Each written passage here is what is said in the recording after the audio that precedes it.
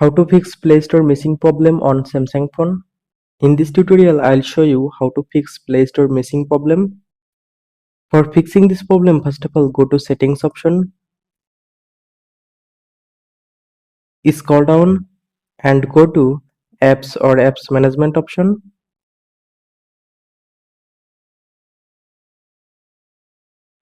Scroll down and find Play Store from the app list. Click on Play Store Apps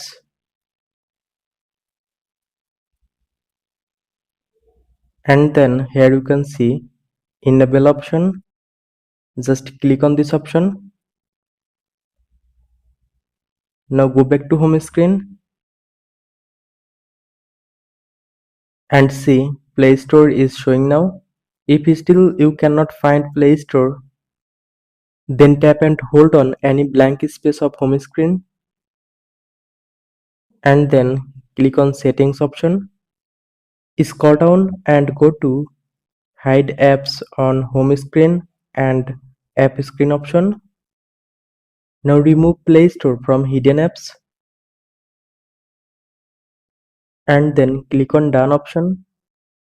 After this step, I hope Play Store missing problem will be solved successfully.